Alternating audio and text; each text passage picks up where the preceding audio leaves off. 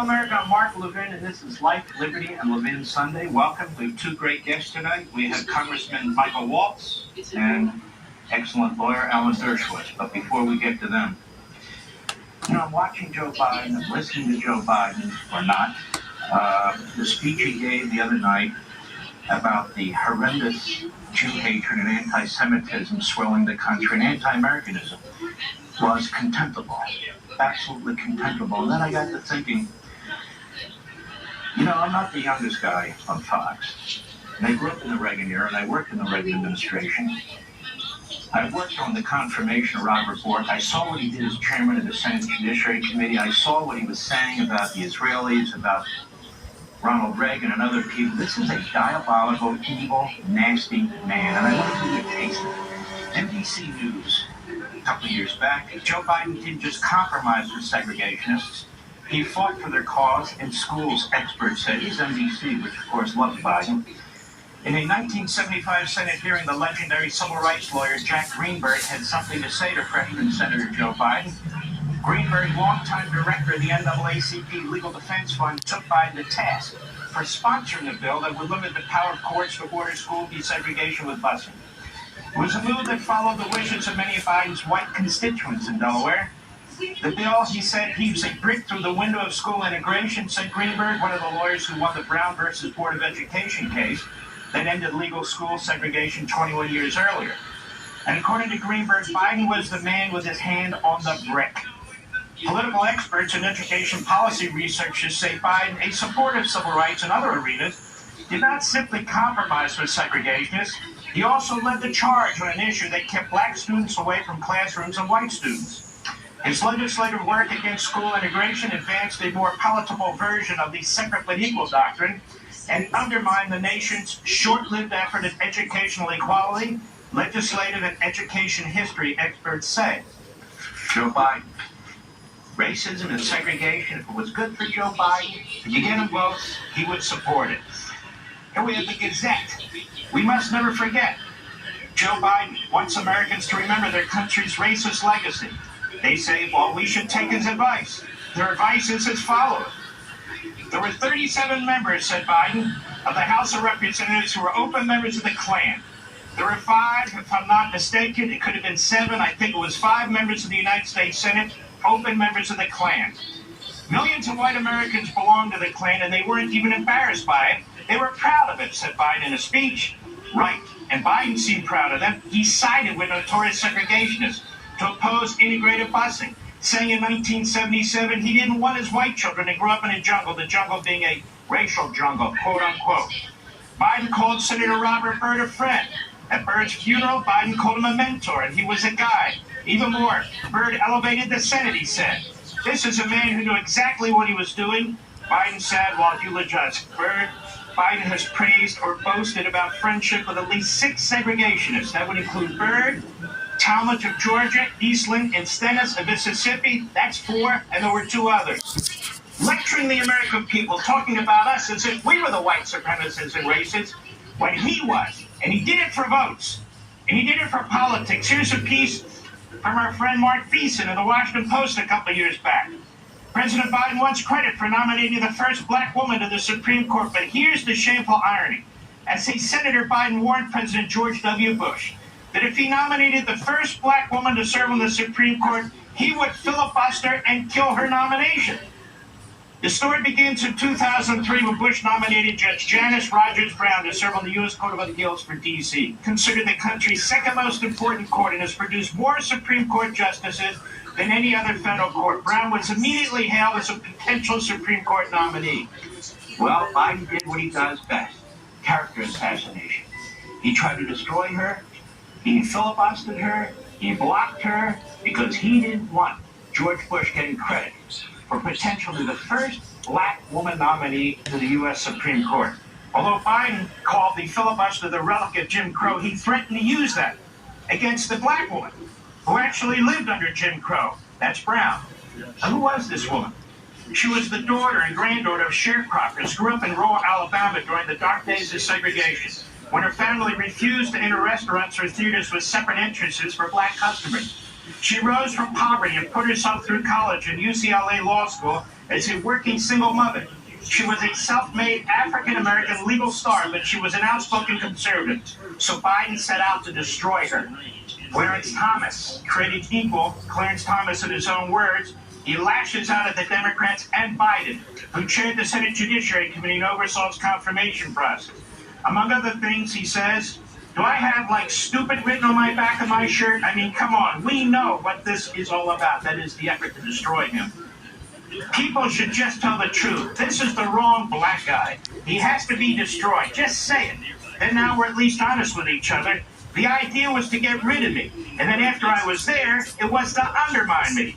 Well, Thomas doesn't mention Biden by name. He's asked by filmmakers to respond directly to Biden's line of questioning during the hearings on his views of natural law. I have no idea what he was talking about. I understood what he was trying to do. I didn't really appreciate it. Natural law was nothing more than a way of tricking me into talking about abortion. This Biden is a sleaze. He has been a cancer on the body politic from the day he walked into the U.S. Senate.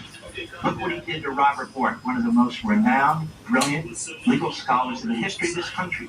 John Paul Stevens, who was a very liberal appointee to the Supreme Court by Gerald Ford. The longest-serving liberal justice in modern times has lamented the treatment of a conservative judge prevented from joining him on the Supreme Court by Joe Biden. The failed Supreme Court nomination of Robert Bork changed public perception of would-be jurists, seen now more for their political views than legal experience and qualifications, says retired Justice John Paul Stevens. I've always ranked him, meaning Bork, as the most persuasive Solicitor General who represented the United States before the Supreme Court while I was a justice. I thought and still think he was eminently qualified for the position. Of course, President Reagan nominated him. Then Senator Joe Biden, he was the chairman of the committee, presided over Bork confirmation hearings and is viewed as having helped lay the groundwork for hyper-political nomination battles that persist today. Joe Biden destroyed the confirmation system in the Senate. He unleashed the filibuster against judges and judicial nominees, really in a major way in the first time in American history. Before Bork was nominated to the High Court, Biden said he would support his nomination and attack for the Supreme Court.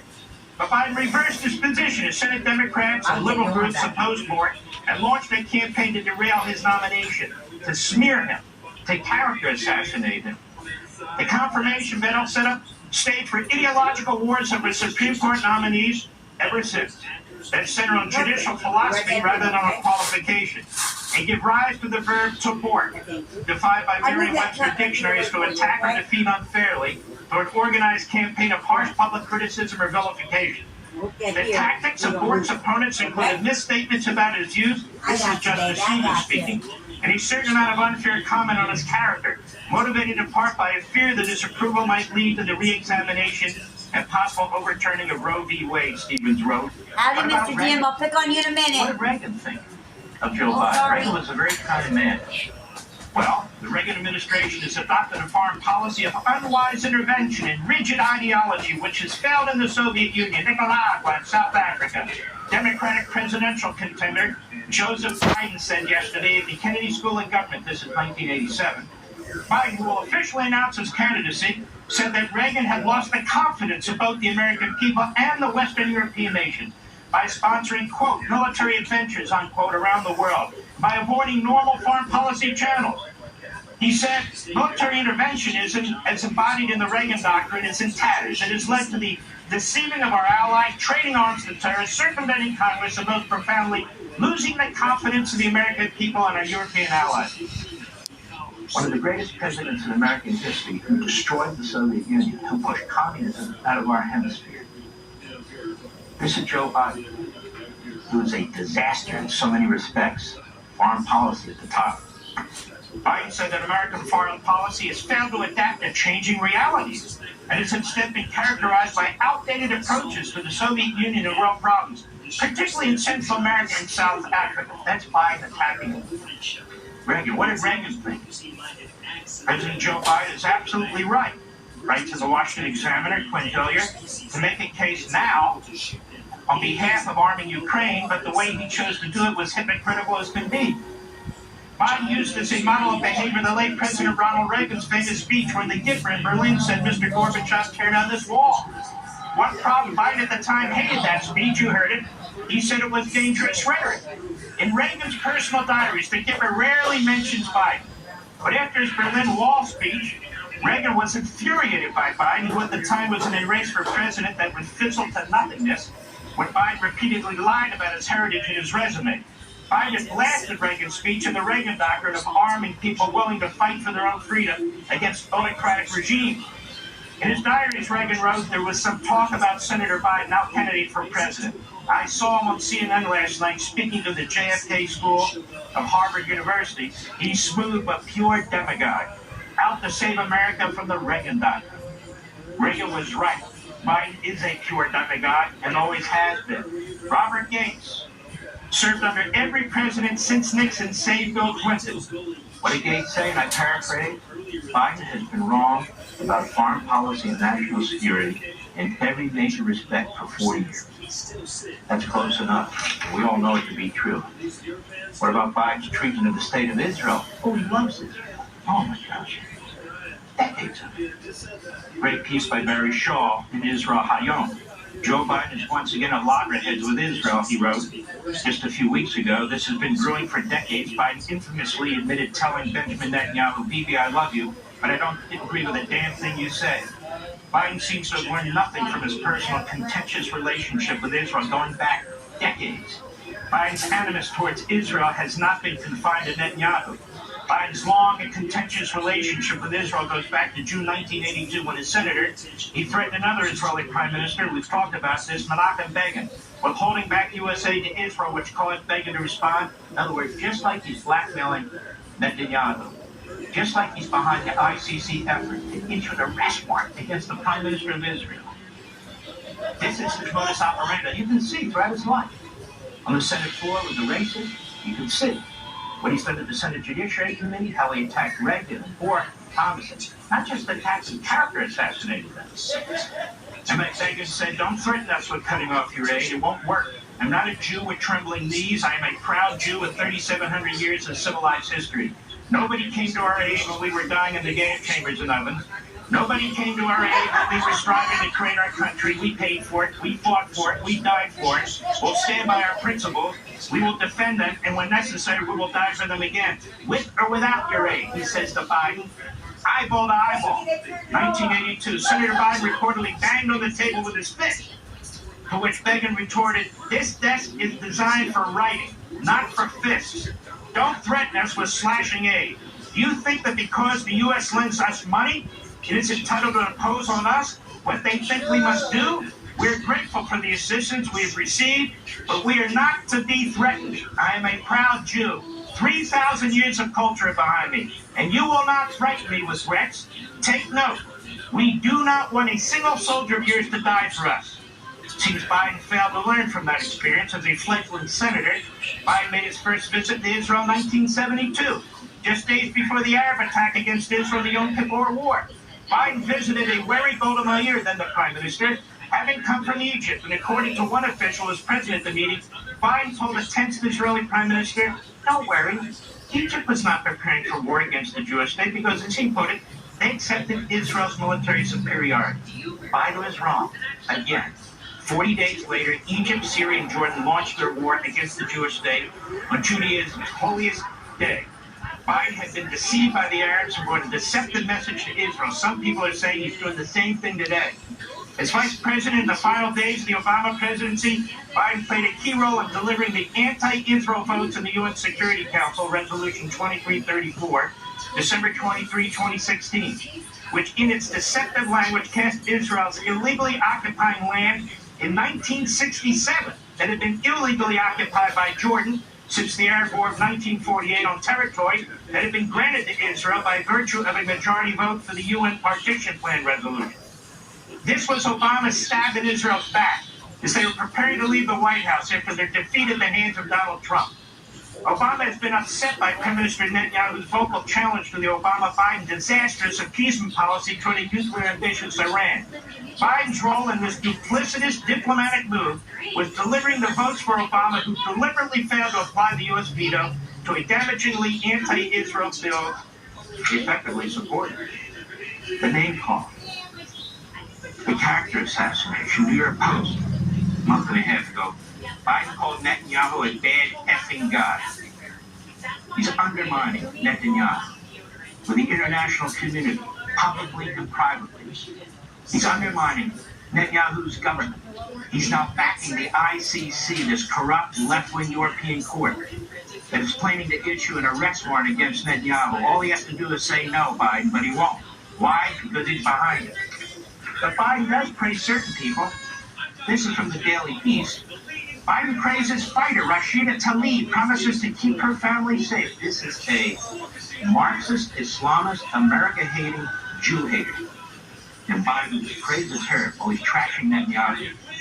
I admire your intellect. I admire your passion. I admire your concern for so many other people, Biden said at the Dearborn Ford plant. And it's from my heart. I pray that your grandmom and family are well. I promise I'm going to do everything to see that they are in the West Bank. You're a fighter, and God thank you for being a fighter. Just as he kissed AOC's lower half the other day as well. So this is who Joe Biden is. And now his focus is on Donald Trump. How do I destroy Donald Trump? And in Politico they leak, Biden blasts Trump as a despicable danger to democracy.